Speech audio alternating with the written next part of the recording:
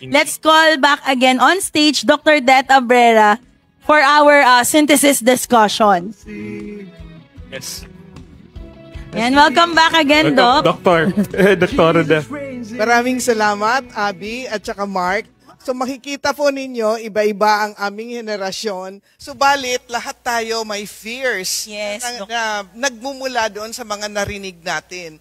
Si Abby, dahil may tinitingala siyang future sa kanyang buhay, nag-aalala at natatakot siya na anong magiging buhay, natatakot na magsimula ng pamilya. Dahil ano ang magiging lipunan, ano ang magiging buhay pagdating noon. Si Mark na isang batang ama, batang magulang, natatakot din siya para sa pagpapalaki ng kanyang mga anak. Yung mga fears nila, hindi yon ang fear ko dahil ako naman ay isang boomer. So, ang fear ko naman ay ang laki-laki ng pagbabago ng lipunan dahil sa AI, maiiwanan na. Hindi ko na alam ang lipunan na kakalakihan ng aking mga anak at ng aking mga apo. So makikita natin na lahat tayo, meron tayong mga agam-agam, meron tayong mga pangamba. Ang naisip ko, sa lahat ng mga narinig natin, lalo na sa synthesis, sa plenary ni Father Joel, narinig natin na ang isa sa mga pinakamahalaga, kahit na nagbabago ang panahon, bawat panahon may bagong hamon na hinaharap sa atin. Subalit, merong hindi nagbabago. Sa atin ngayon, AI. Pero merong hindi nagbabago. I am. Hindi nagbabago ang Diyos. At dahil hindi siya nagbabago, meron din sa ating identity, sa ating pagkatao, na hindi nagbabago. Na tayo ay kanyang mga anak.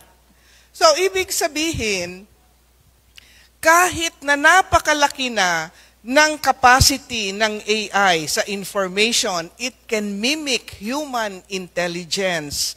Subalit, ang tao lang ang makakaunawa. So, may information ang AI, but it is only the person, flesh and blood, body and spirit. Tayo lang ang may kakayahan na mag-unawa, to understand, to feel, and to give meaning. So yung kahulugan ay nanggagaling sa tao. Hindi yan manggagaling doon sa AI. And because we have the capacity to be aware of ourselves. Ang awareness, binanggit sa atin. Alam natin yung ating nakaraan. Alam natin ang ating kasalukuyan, ang ating kakayahan. Alam natin yung gusto natin. Tayo ay may purpose. Naghahanap tayo ng meaning. Ang AI, hindi naman siya naghahanap ng meaning. Accomplish. Oo, tao lang ang naghahanap ng meaning dahil ipinasok yan sa atin. Hinahanap natin ang Panginoon. So, ibig sabihin nito, tao lang ang may kakayahan na magmahal. So, the capacity to love is only within the human person. So, yun ang kailangan nating isagawa at isabuhay dahil ito ang ating identity. Yung kakayahan natin na magmahal at ibigay ang ating sarili. AI cannot will the good of the other. Kasi AI siya. It is only the human person that can will the good of the other. Meaning to say, it is only the human person that can love. So therefore, we should not be afraid of AI. Binanggit doon sa isang session na the future belongs to those who can adapt tradition with technology. And therefore, we have to learn technology, but we have to be conscious that as human beings, we alone can love. So, yun ang aking takeaway. Ito yun, no? Tapos, totoo rin yun, at in the context of loving din, us humans can always be intentional, but AI is being dictated by humans. So it's just a product of our human intelligence also. So the fear of being eaten by AI or whatever advancement in technology that will happen in the future, tayo pa rin ultimately yung merong Imago Dei. Tayo pa rin ultimately ang nilikha ng Diyos. At tayo yung may kapasidad na magmahal at maging intentional towards goodness, towards spreading the love of God who made us who we are.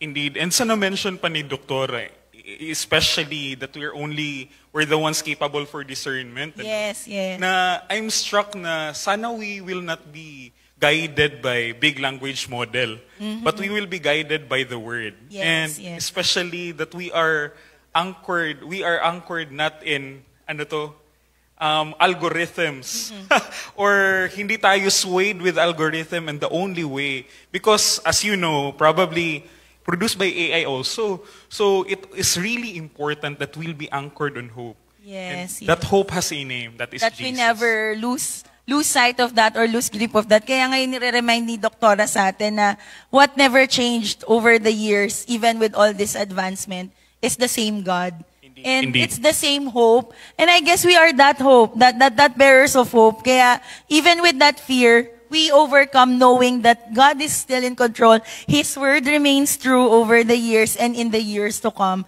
because that is how God anchored His hope in us as well. Indeed. So praise the Lord for today, brothers and sisters. Oh!